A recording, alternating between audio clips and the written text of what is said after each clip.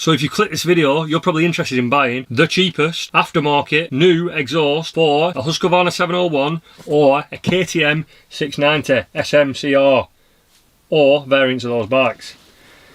And what I've done is I've ordered one.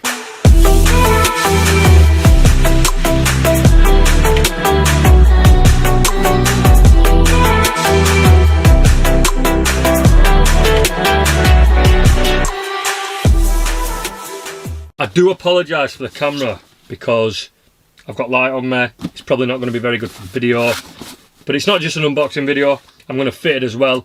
I'm just going to make it so you can see how the box comes. So let's get it open. Right then, so in the box comes like this.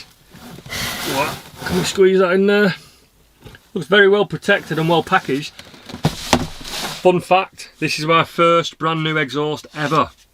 I put plenty of exhausts on motorbikes, but I always buy used because I'm a cheapskate. So we've got our bracket and our Jubilee clamp or exhaust clamp for mounting it onto the link pipe. I've got a nice carbon fibre one of these that I took off the Speed Triple when I was breaking it, so that'll go on there instead. We've got our link pipe.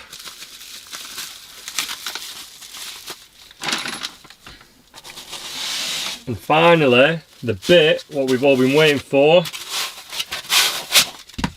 is, oh, we've got a sticker as well. Everyone loves stickers. That is a metal sticker. I wonder if the exhaust has not got a sticker on.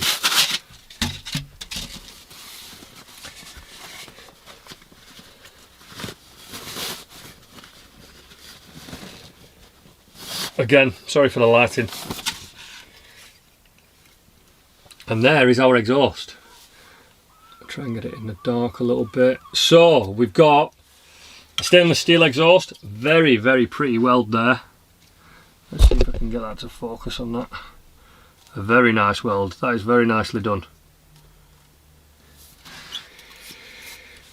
A carbon fibre tip, what looks like a removable baffle. Yeah, we've got a little hole to remove our baffle there. It doesn't come branded. It's great for me because I don't like branding. So I'm probably just going to leave that off, but that's your choice. So that's the exhaust, very short one. Why did I get the cheapest one? Some of you that may know me probably know that I like expensive stuff, and I've got an expensive taste when it comes to modifying motorbikes and cars. I don't usually piss about getting cheap shit. But this was not cheap enough for me to think this is a Chinese replica, but not expensive enough for me to think, why am I throwing this on a bike that I'm green laning? Because I'm not an experienced green laner. I've only just gotten into it and I'm still falling off quite a lot. And what I did notice when I was falling off quite a lot is my exhaust is way too hot. And that is a common fault on the factory 701s. I assume it would be exactly the same sort of fault on the Husqvarna, on the KTM 690. And obviously when you're falling over, the bike is sometimes landing on me, I'm having to pick it up. So the fact that the exhaust is quite hot is a hazard for me, and I don't want to burn myself. It's also relatively quiet and feels like it's restricting the bike. No, I'm not expecting mad performance gains from this. You'd be crazy to expect performance gains from modern bikes like this without considering a remap. But it should allow the bike to breathe a little bit better, and that combined with my next mod, which you'll have to check the next video out, should allow the bike to breathe much better. And if I were then to install a power commander or something what's going to change the mapping of the engine, get it remapped, that sort of stuff, I could expect some more power from it, and maybe even change the delivery of the power. So that's the reason why I got this. I didn't want to get a £500 Akaprovic exhaust system because I'm going to break it, and I think part of my green laning experience is me submitting that bike to be broken, because the sooner you do that, the more fun you're going to have. The bike's not going to be perfect, it's going to have dings, dints, marks, scratches. You're going to have more fun. Just, yeah, submit. Which is why I got a cheap one. But it's going to get tested. Every single mile that I do on that bike is a rough mile. So if anything's going to prove if them welds are going to keep up, or if anything's going to crack, if anything's going to melt, if anything's going to get discoloured, if the baffles are going to blow out, it's going to be on this bike, because it doesn't get tread very nicely. Unless you're buying it off me, then it's been well looked after, ridden to the shops occasionally. No, but on a serious note, I bought this bike to abuse, and every single part that I put on it is going to get tested within an inch of its life, and it's going to be an honest review. I did message Toro exhaust to see if I could potentially get a sample, an X-Display model to feature on the channel, and they could have been a sponsor, but I'm not a big enough hitter yet. So subscribe so I can get some free stuff and show you how they compare. If it's shit, I'm telling you it's shit. That's probably put a lot of sponsors off, but yeah, if you're a sponsor and you've got shit stuff, don't contact me. There's plenty of people out there that will lie for you. So let's get our thing fitted. Let's get it on the bike. I'll do a before and after sound test. I'm also going to try and hook up with my friend that's got the standard upgrade Akrapovic system. If that makes sense. The optional extra Akrapovic system. We'll do a sound comparison between the two. And baffles in, baffles out. Let's get it on the bike.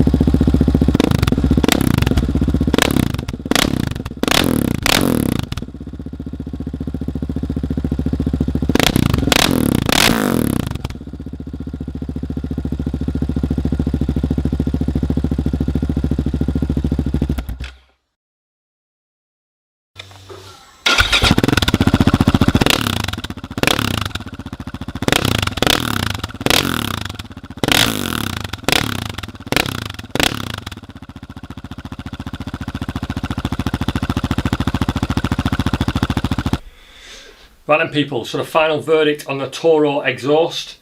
I am very, very happy with it. It's cheap, it does its job, it doesn't get hot at all, so I can put my hand straight on it and it doesn't, like I can ride for 5 hours, put my hand straight on it and you can touch it, it's bearable. It is unbelievably loud, so if you're interested in remaining anywhat socially acceptable in terms of motorcycle noise, this is not the exhaust for you. It is not got much internals, maybe that's why they've got it so cheap, because there's not much inside of it. With or without the baffle, it's still loud. The baffle barely makes a difference. I appreciate on the video you've just watched it sounds different, but in person it's still ear-splitting noise. This is without doubt the loudest motorcycle I have ever heard. It sounds like it's a straight through. And I did do a little start-up test when I had the exhaust off. I didn't record it just because I'm a child and I want to hear what my motorbike sounds like when the exhaust is off. And it sounds identical. I feel sorry for the people that have to ride behind me. They now have to wear rear defence. I might have to fabricate my own baffle, tone it down a little bit, because for 10 hours on the green lanes, it is a little bit much. But the baffle's back in now. Bad points, because there is some. That kit that comes with it to fit it to this bike, it is not made for this bike. I don't give a fuck what Toro says. It is not made for this bike. That link pipe has other brackets on it that are designed for another bike, so it's got like a mounting point, it's got spring attachments for spring joints. I don't know what the exact name is for a spring joint on exhaust, but the ones that have two springs that come and hook around, it's got those on it, and the Husqvarna doesn't use them. It's at a weird angle, so it was quite hard to manipulate it into a place where it wouldn't hit my indicator and still follow the lines of the bike. So it's still hitting my indicator because I went for looks over convenient. It has melted through my indicator within a matter of hours. It is definitely not road legal. Every single bit of that fitting kit, not just a link pipe, is not correct. The bolt what's supplied that mounts the hanger onto the bike doesn't go through their own supplied hanger. It's like they've just gone, we need a bolt for that, who's got a bolt? Chuck a bolt in the pack. I don't know why. I'm not sure what this company is. I've tried contacting them twice. I tried contacting them once when I wanted the exhaust. No reply. I tried contacting them again just to ask questions about the mount because I was convinced I was doing it wrong, you know. But no, it can only go on one way. It's gone on the way it has to go on. I've had to install my own bolts, and luckily because I've been breaking bikes, I've had a pile of old bolts so I can use them. But overall, I'm very happy with it. I'm telling you the negative points because don't expect to buy this exhaust and have a straight up bolt on fit. You are going to have to add your own nuts and bolts, and you're going to have to make do with it burning your indicator, which I believe is a common fault anyway. But overall, it is the cheapest and it sounds cool and it's well worth a punt. Rather than spend the extra £300 on the Acaprovic equivalent, try this because I'm sure you'll be happy with it.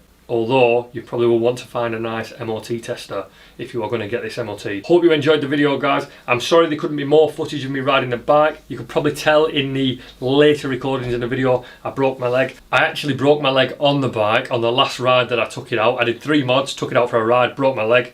Hopefully I should be out for 6 weeks. 1 like equals 1 prayer for my poorly little leg.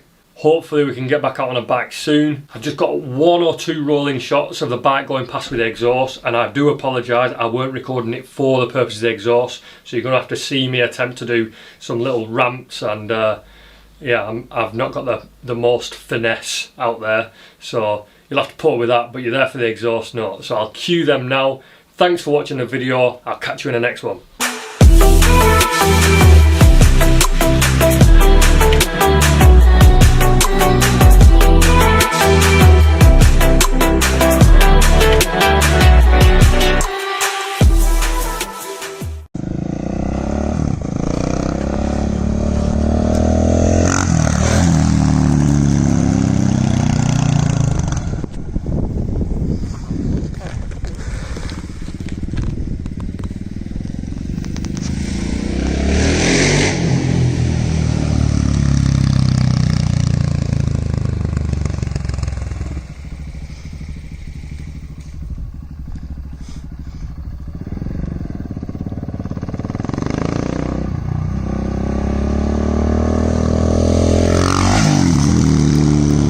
Oh,